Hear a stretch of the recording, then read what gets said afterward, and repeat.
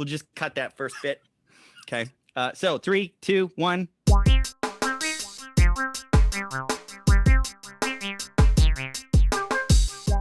Hello and welcome to the Living NLP podcast. My name is Nicholas Rave. Oh, and my name's Morgan Lane Bennett. Didn't see you there. Hello. Yeah. And in this show, we love to talk about hypnosis and NLP and how much we love this stuff. And I don't think we need to explain how the show works again. So go ahead and share your anecdote. My anecdote was of a intake call that I had recently, and it was just very niche. It was the niche of my niche. You're a tribe of my tribe. It was like niche of my niche. It was a person who's 60, who has a good life, has a significant other and a home and a this and a that, but is not fulfilled. There's a flatness, there's a joylessness. And this person has been to classes and courses and taught them and done these things and all of this stuff and has a lot going on, but it isn't coming together and synergizing and creating the stew of who they see themselves as being. And so much of that came down to, then they just throw out little phrases because they've done work. They've done a lot of inner work, and some therapist or other or this or that has, gotten them in touch with the inner 5-year-old, the rebel. And I was like, oh, cool. And now I know who I'm going to be talking to, not you. Yeah. Okay. So, then I just let it slide, and then something else, and this and that. And of course, now they're procrastinating, sitting on the couch, drinking, watching TV, not enjoying it, even though it's an enjoyable thing to do, but they're not, because they're like, well, fuck you, fuck the world, fuck the rebel, this and all that. I'm like, I wonder if that has anything to do with that little 5-year-old. They're like, yeah, probably. It's like, cool. And then they just keep talking and this and that. And, I was like, yeah, because we rebel. I'm a rebel. I've been a fucking rebel. I just published a book today critiquing the world's favorite book. And I'm a rebel all the way. So I'm like, cool. And I'm not going to tell you to not be a rebel. And I'm not going to tell your rebel to not do whatever. I know better than that. And I know better than to try and reverse psychology your rebel and tell it to do what it wants to do, because I know that it's going to know that too. So I just want to ask you a question. Like, when there's no one left to rebel against, who do you rebel against? When there's no one left to say fuck you to, who do you end up saying fuck you to?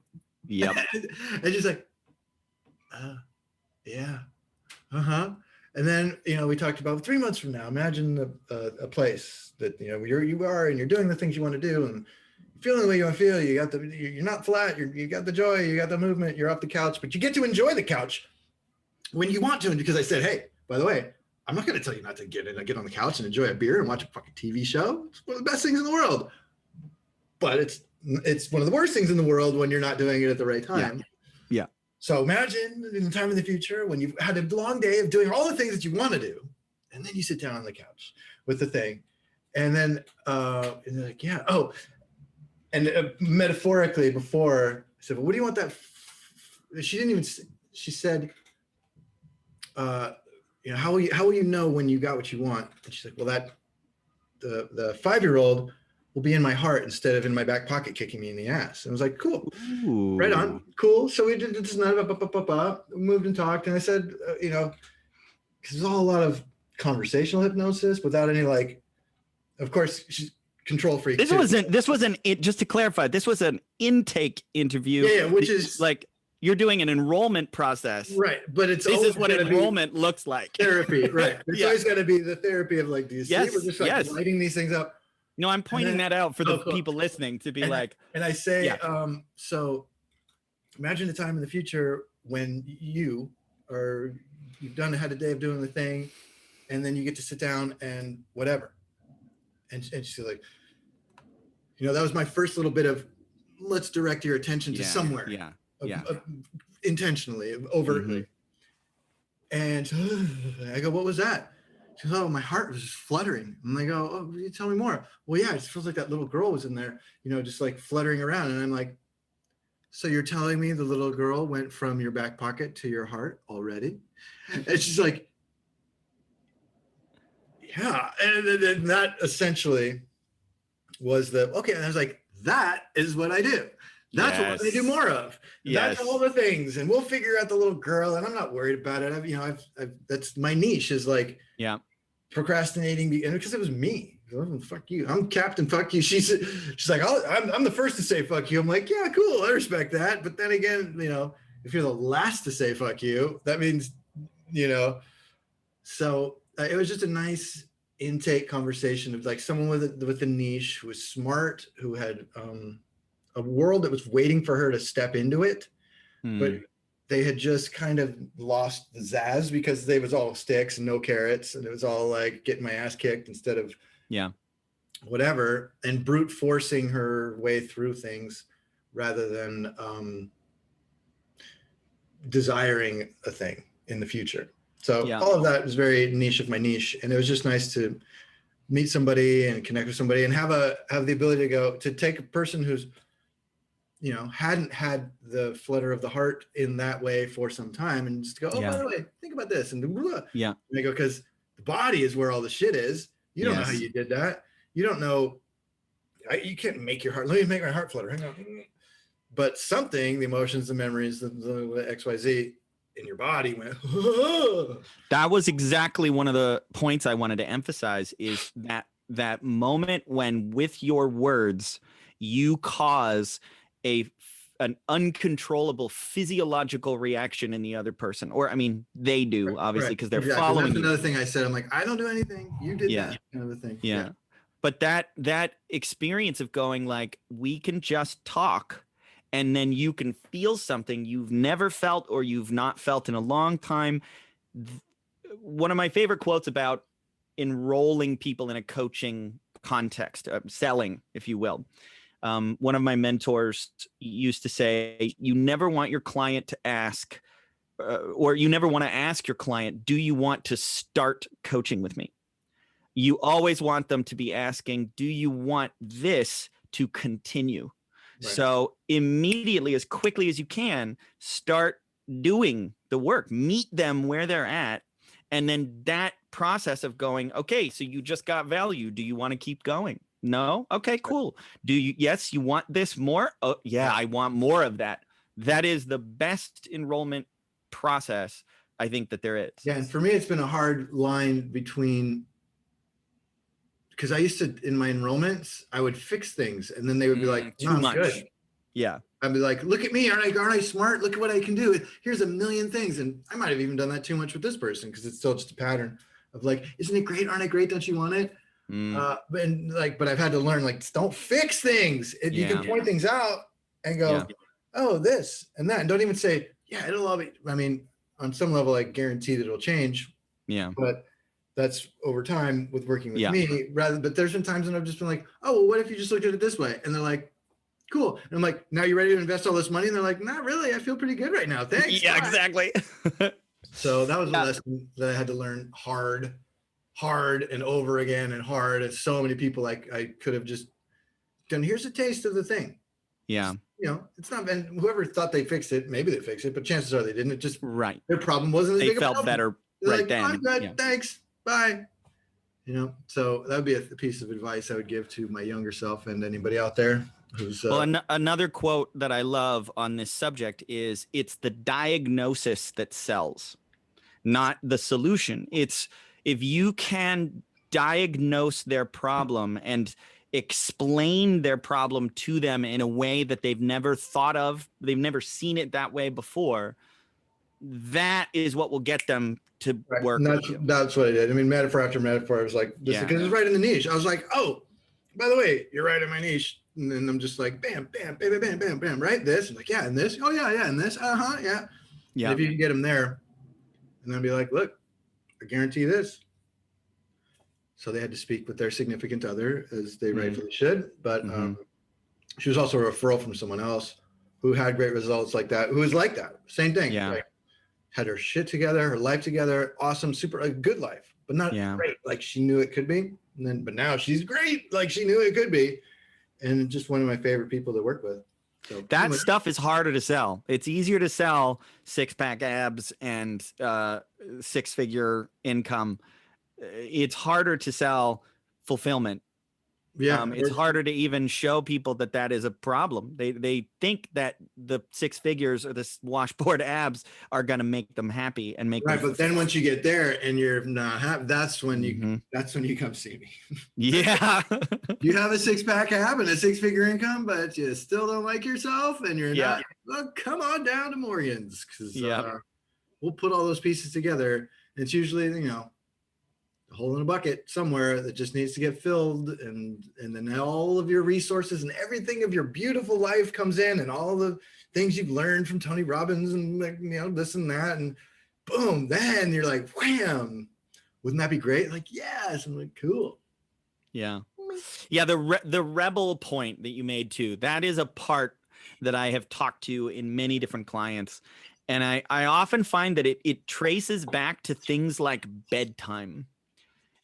When you were a little kid and you wanted to stay up and your parents told you go to bed anyway, and you went to bed and you sat there fuming, there's a part that is often created for people that says, when I get older, nobody's going to tell me when to go to bed. But the problem is, when you're older, who's telling you to go to bed? It's you. And now you're saying, like you said, what if you're if there's no one else to say fuck you to, there's no one else to rebel against, you're now rebelling against yourself. And that is a trap I've seen a lot of people fall into. I've fallen into it too in many different contexts. Yeah, me too. Oh my God, yeah. And that's not to say I'm perfectly out of it, but I'm able to deal with it and help others do the same. Yeah. So, well, that as well.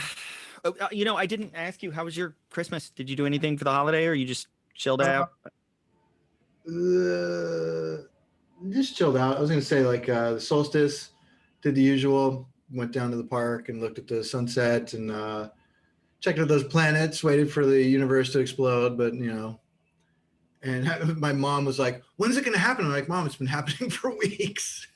It's not like it's like, there's a Christmas star now, and then it just goes away. It's like, I saw them like a couple weeks before, just getting closer and closer. Which has been interesting, but I'm like, it was cool. I loved it. Well, it's super cool, but it's not like there's like, and of course, 2 planets named after Roman gods that are coinciding on the solstice and the Christmas star, but and then Christmas Day drove up to not a little bit farther south of the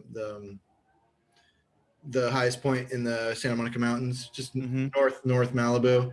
So fucking beautiful. It was ridiculous out there. It was just gorgeous day. It's like shorts weather, clear out, just so you could see fucking everything. It was great. Good Christmas.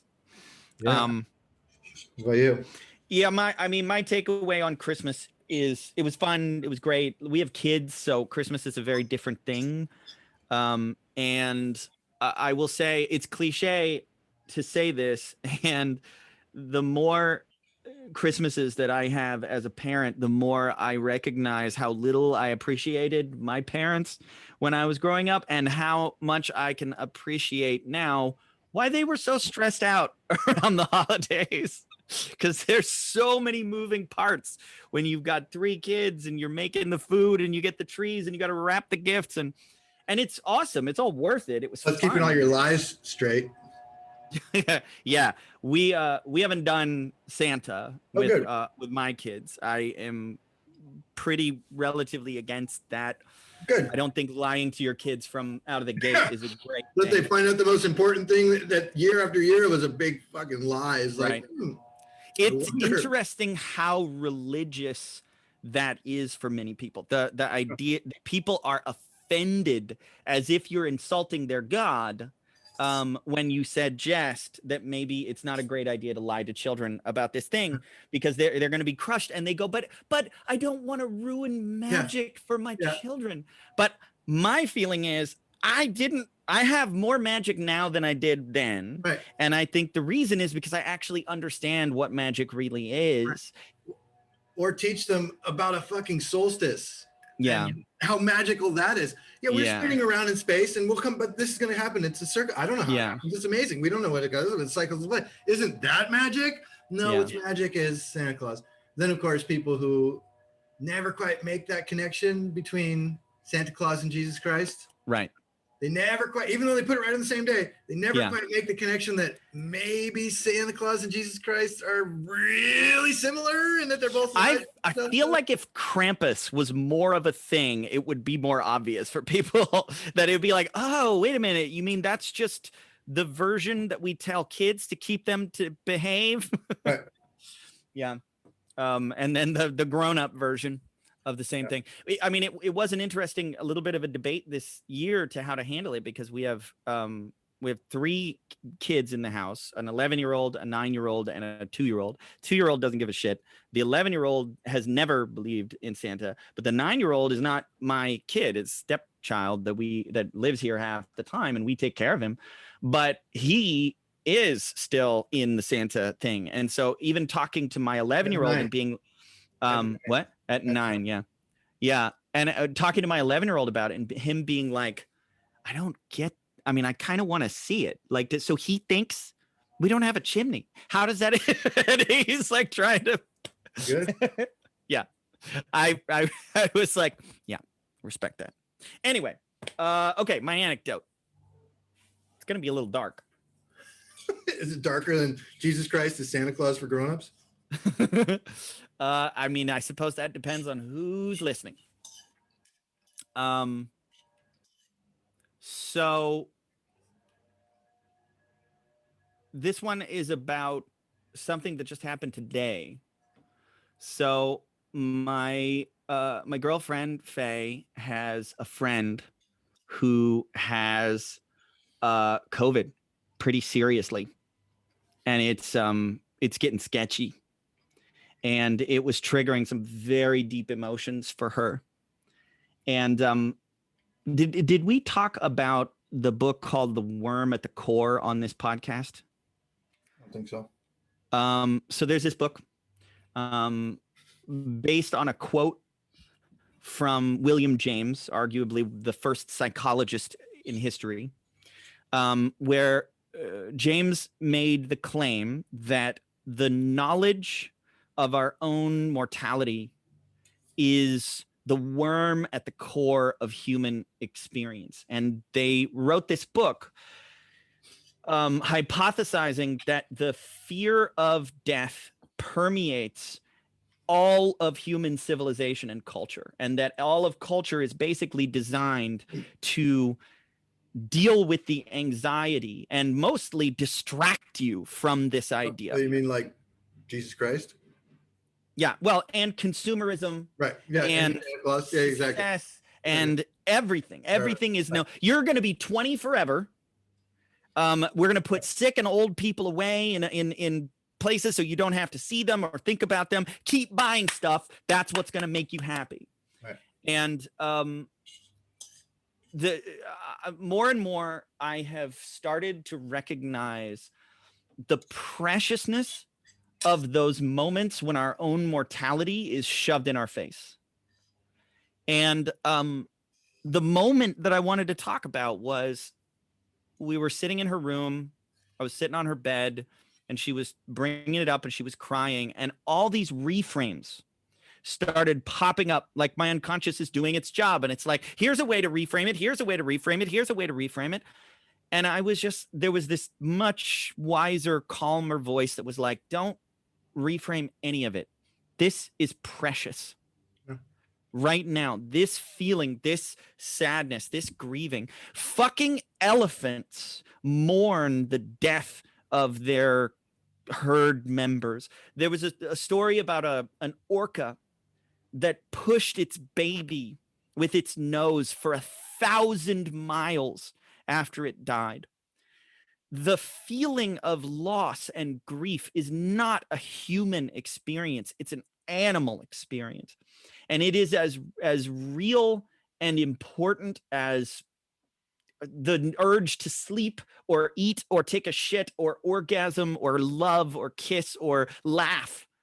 And it's involuntary, and it's something most of us run away from. And I will say, in addition to the comment about sometimes, the point I'm making here, sometimes don't reframe them out of it. Sometimes let them be in it. But the other point I will make is I'm so proud of Faye and her ability and her strength to go in and look at these things and to like face it and sit with it and let it change you. Like feel the feeling and let it change you. That is such a the more that I have learned to step back and be more hands off and trust other people's unconscious minds and trust my own too. It's trust the body, trust those feelings. When you're sad, sometimes you're supposed to be sad. It's okay. It's not always something you have to, oh no, I got to get myself out of this. Well, maybe just surrender to it a little bit and see what happens instead of fighting it. To the person I was speaking to, the enrollment thing, very control person, also very control. I got to control. If I don't control it, it'll explode and take over everything. I'm like, yeah, that's maybe at one point that was true-ish, but to squash everything is to spend a life squashing and not actually experiencing anything. You can't think about the future because you're too busy squashing the past. And if something's sad, you should probably be sad about it for a little while. And I told her Christmas Eve, like it's hard for me to get to sleep because I was just thinking about all the people. See, I don't give two shits about Christmas, but I'm happy for people to be happy and spend family time and have a meaningful holiday. It's 3 days too late in my book, but other than that, I'm happy people are celebrating love.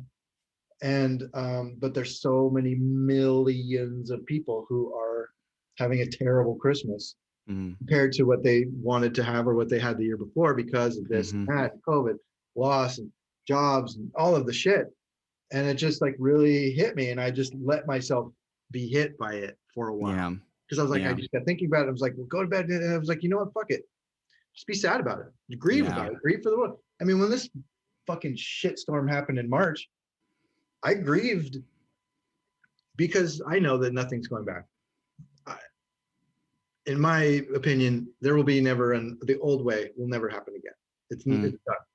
And I grieve for that. I grieve for the world that was gone, for the freedom of that we thought we had freedom post 9/11. Remember freedom before 9/11? Like, I don't know if you remember the world in the year 2000. It was a lot different than it was in 2010. And now 2021 is going to be a hell of a lot different. And, I mourn for all of that to some degree. And I don't wallow too hard in it. But I talk a lot of shit about it, but on a genuine level, I am sad about it. I'm also angry about it. And I'm also depressed about it. And I can be that and honor that. Like if you're tripping, you want to fight being sad about the end of the world, that's going to be a hard fight. But if you just want to honor it, get through and go, well, okay, I can be sad. I am sad. What can I do to help that? But also now I'm not only thinking about sadness because I'm gonna have to repress the sadness. I can know that there's a part of me that is sadness and has sadness, but can find something on the other side of that to appreciate and at least make better.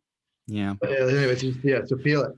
The paradox of something like depression to me is that I emphasize this point of surrender to the feeling. It's okay to be sad, like trust your unconscious and your body and your emotions. And on the other side, I also will say that I so vehemently disagree with the biochemical model of depression as like, no, there's something wrong with your brain.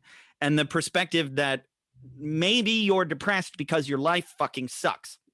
Maybe you're depressed because you have devoted yourself to jobs and ideals and values that don't matter to you. I like your thing. Or maybe you're depressed because you need a fucking nap. Exactly. You're depressed because you need to eat an apple. So it's paradoxical, but it all boils down to, I think, both of those two sides boil down to trusting your unconscious and like extracting value from the experience instead of receiving. Yeah. Which, I mean, I don't know of a place that I learned that better than psychedelics. Like a bad trip is the one you resist. Yeah, totally. A bad life is the one you resist. Yeah. Yeah. I mean, you fight it, and then you're gonna have to fight it. And I'm a fighter. Cool, but like, I mean, it's good to be able to fight. Right. But to be a fighter means you're just like, there's always fights, or if there's no fight, you got to find a fight. Yeah. Then you're like, ooh. So yeah, man. All right, you got a quote? I don't know. Let's see. Way to undersell it. Well, it's like I was going to do something from my book, but I'm going to save that until I actually have a copy in my hand. Oh yeah. Man, I just realized I'm very lumberjack today. Yeah, man, you got to get like tie-dyed, bro. Get trippy. So I'm a lumberjack, and that's okay. Well, this is a good one. By Albert Camus. Ooh, getting philosophical on my. Yes, says integrity has no need for rules. Like, I guess it implies its own Taoist sort of way. Like like yin and yang doesn't, like the way doesn't need to be told the way. I guess is how I would look into that. How would you respond to that? Now I can find another one here. So integrity has no need for rules. One perspective I have on that is the subjective nature of rules, and the idea that there are no universal rules, including that one. And when you say what is integrity, being of integrity has to be contextual. So there can't be hard and fast rules. And then the other thing I would say is that integrity, this is sort of the same principle I have about bliss and purpose, is that at some point, if you chunk up for what purpose enough, you will get to a level of abstraction where you cannot put words to it. Right. And any words that you put on it is now limiting it. It's putting it in a box. And I imagine that he may be implying something similar, that at its core, integrity is a feeling, right, or not a set of rules, right, or like a field of being. Yeah. That and rules change, integrity changes, like things can change, right? And even just like the rebel, it's like, I'm not going to give you rules, I'm going to give you integrity. Yeah. And you can take that integrity and go off and do what you're going to do, make your own rules. Because I was like, I'm not making you a clone of me. I have no intention of making all my clients clones of me. Right. In the same way, I never bring up religion unless it's a problem. Right. You know what I mean? Because if it's not a problem, it's a huge fucking lever. I can just go yoink, right? What would Jesus like you to do? What would your idealized human spirit want? Yoink. Perfect. Yeah. There it is. Go run with that. But yeah, like integrity, like I look at it as the way doesn't need to be told the way. The way just is the way, which sounds easy to say, but yeah, really maybe a little harder to do, because you got to trust. Okay, well, let's talk a little how then. How do you think, what do you think is the key to being able to actually be integrity instead of following a list of rules? I would say less rules. You got to ask yourself whose rules you're living by anyways, or like, what do you want? What's it like rules? What's important to you? But as far as like, I think integrity, for me, integrity itself is essentially my highest value. Spoken like a true values level 7. but it's like, because everything else, like play is awesome, but not at the cost of my integrity. You know what I mean? Right. But integrity, I know that integrity also includes feels good. I do it because I like it, because then I don't have to think about it as best as I can, because obviously I'm not perfect integrity, but it's something that's important to me, which Integrity also to me implies like autonomy. Like Mhm. I have integrity of my own Yeah. as best I can Yeah. without needing other people to have the integrity or my integrity for me. And then again, rules is different than like instinct. Like if that's what's important to me, then I don't need the rules. I just do the thing that gets the stuff. Mhm. You know, my cat doesn't have rules on how to run my life. It just does. it just knows what it goes. Hey, this. Oh, Yeah. sweet. Yeah, there's no rules there. Yeah. He's got pretty good integrity. Even to this extent that I don't know if a rule or a law are different, but like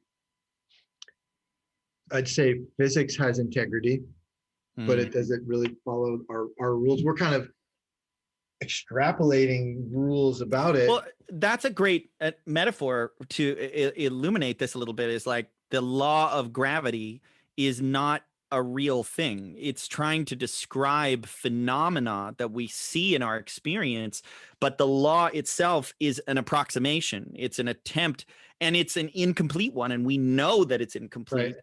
Gravity doesn't obey our laws. Right. Our laws are trying to describe gravity, which that could be another way to kind of to talk about what Camus was saying there.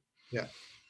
The thing I would say about integrity for me, as far as how, I think letting go of your baggage is like probably the most, if I had to pin it down to one most important thing to become a person of integrity is, like you said, whose rules are you following? The problem with the rules is rules, beliefs, whatever you want to call them, that are born from trauma are stunted and limited, and they're not flexible. They don't grow and evolve because they were born from pain and fear. When you have a belief or a rule, and you don't have any trauma or fear or whatever associated with it, when you enter a situation where that rule no longer works, you just let it go and you try another one. But we cling to the ones that we believe are necessary for our survival. And those are always born from trauma.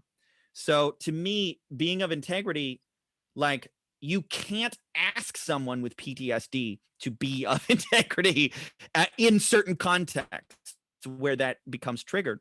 You got to get them over their stuff. And now you can say, okay, now you're actually capable of being in integrity. Right. And we all have those areas where our shit's going to get activated and you're not going to be the highest version of yourself. Yeah, it happens to me. You know what I mean? Yeah. But it's funny as I think of like, but there's some around people who haven't known me for very long, or just some business people that I've worked with, or through the coaching stuff. Or maybe I'm from like LA, man, and I'm a stoner, and or I have been a stoner, and I'm just a trippy dude who's into whatever.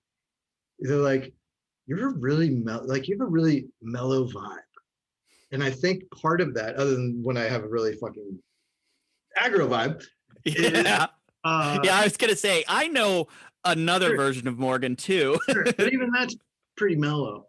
It's true. But that they're like, yeah, really mellow vibe. And I think it is that. It's because it takes so much, like, there's not a lot of anxiety because it takes a lot of nervous energy to squash and repress and hold and forget and do a lot of that stuff, which again, not perfect, but again, through a lot of psychedelic work, through a lot of the studies that we've studied and NLP and all the breakthroughs that I've had and done and all that stuff. And a little bit of that, like, I get a little breakthrough every time someone else gets a breakthrough. Yes. You know what I mean? Yes. That's another huge part where I get to, yes, cool, awesome, more stuff gone, more metaphors for me to just clean out, not being perfect, never trying, never be perfect. But that somehow in not having that baggage, like you said, makes you much mellower. Just like there's less to think about, there's less to care about when you're like not dragging a bunch of old energy with you. You can just kind of be like, where am I here? And still not be perfect. And I'll still show up, and sometimes it's great, sometimes it's not. But and you can still be up late Christmas crying because you're weeping Right. for the world. Like Right. those are both possible, that you can be like non-attached and more open Right. than people who are attached and clinging And to. afraid to feel. Yeah. Yeah. Good one. Okay. My quote is going to be maybe a little less philosophical, but it does seem like maybe a jumping off, or there's a transition between what you were talking about. So I'm launching a new marketing strategy in January. I'm going to be doing something. I guess I'll announce it here. I wasn't going to do that, but what the fuck? Nobody's listening anyway.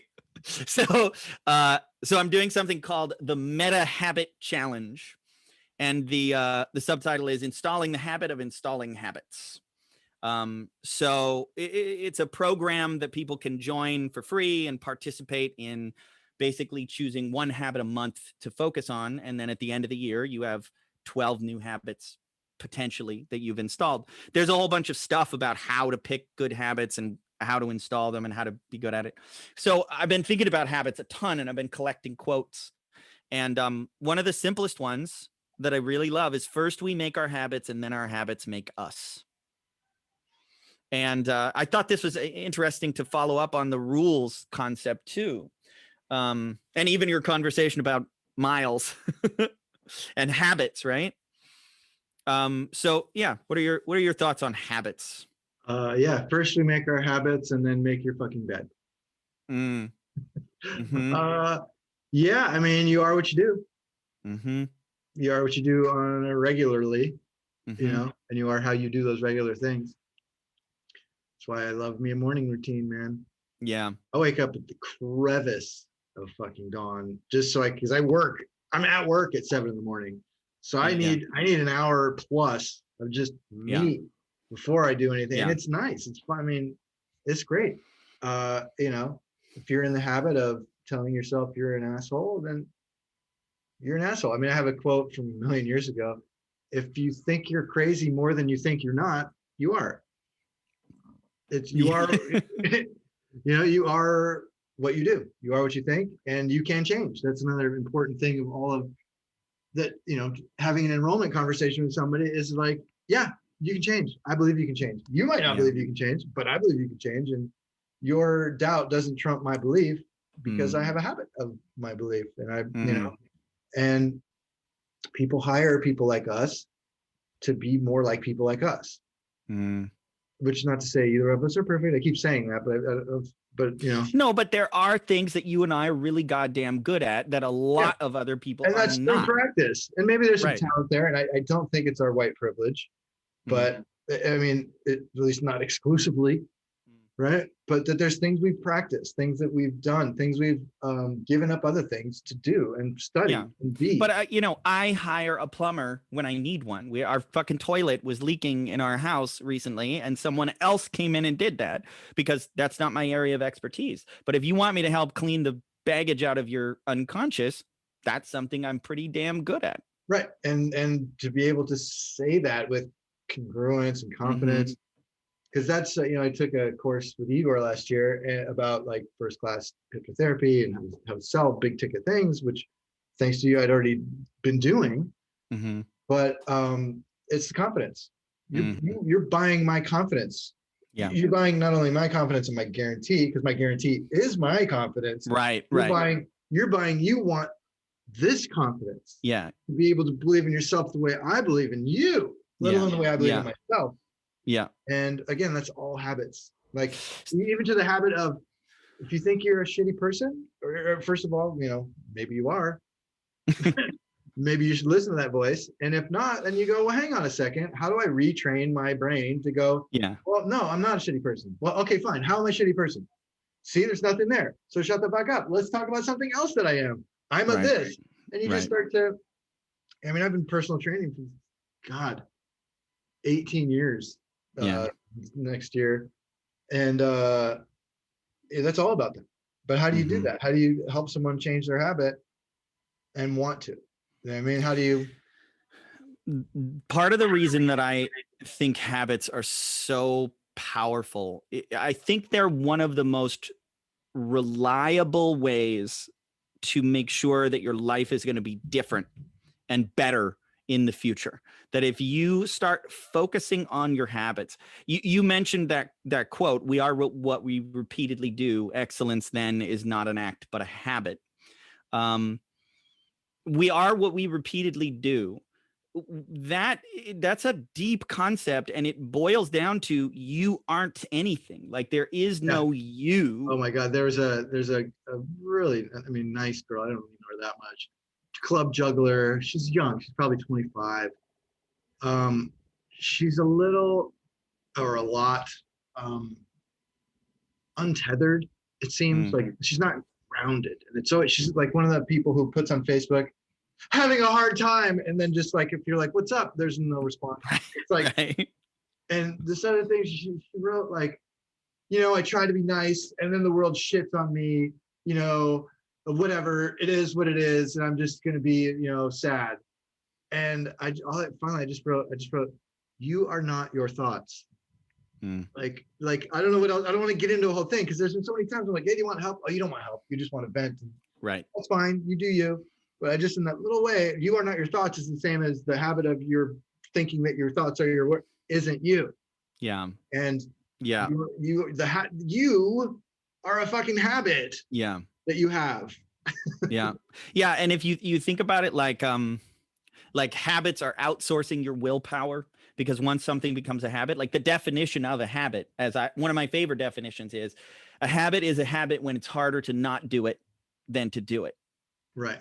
Yeah. So you get to the point where you feel weird if you don't brush your teeth. You feel weird if you don't, shower or shave or right. Whatever those things are that are truly habitual.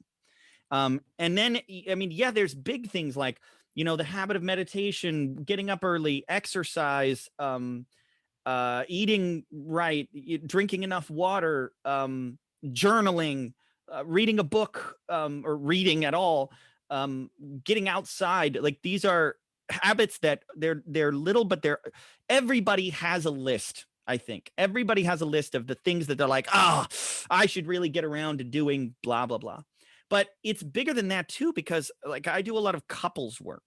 And one of the things that I find is most perpetual conflicts in relationships boil down to habitual communication patterns. It's just a habit. It's a habit that when she says this to you in this way, you react like this. And it's a fucking script. I could write the script and it's going to go. And now your part is, and now your part. I am this, and I am. It's a small world after all. It's like, yeah. So there's a meta habit that, as I see it, and that meta habit is the habit of focusing on, working on, and changing and modifying your habits. And I believe that is a muscle by itself. That's a skill that you can develop and get better at. And then it gets to the point where you're kind of always working on something, because why not? Why not for the rest of your life choose one habit a month or more if you could swing it? But for most people, they can't. There's value in focus. So focus on one thing a month, because it's better to do one thing a month for 6 months and then have 6 habits installed versus trying to do 6 habits the first month for 6 months and ending up with none of them installed. The tortoise wins the race in these kinds of things. But again, I boil it down to like, what is the ground level of reliable transformation? If you want to know that your life is going to be better in a year, where do you focus? And to me, habits are one of the most reliable places that you can put your attention and energy. Your habits equal your life. Like your habits build your life. All the results you have in your life are the result, 90+% of them anyway, are the result of what you habitually do every day or don't do, because that's a habit too. Yeah. So I got habit on the brain right now, but I love that subject. So, cool, man. We did have a few comments. Charity Potter says, "Oh my God, I'm so getting your book, Morgan. Can't wait." And Michelle She went to Catholic Cintron. school with me. She was there when I learned it. Perfect. Michelle Sidentron, I apologize if I'm getting that wrong. She said, that's right. She looks like she's been through NLP trainings. And then she said, take two. I'm assuming she was talking about when we first started and we had to Nice. restart it. Yeah. Cool. Well, thanks for commenting, folks. I'm glad there were eyeballs this time. And most cliched joke in the world. I'll see you next year, man. Yeah. All right. Oh yeah. All right. 2021. Yeah. All right. Well, 2020 is hindsight now. Yeah, right. Well, oh God. Well, go get my book. Yeah, man. I'm excited. All right. When we both have it, we should do an episode where both of our quotes are from your book. Great. I'll go through and pick my favorite. Well, yeah. Enjoy. All right. Okay. Bye, everybody. Cheers. All right, man. Well done. Talk to you soon. Peace, love, and NLP, everyone. Later, dude.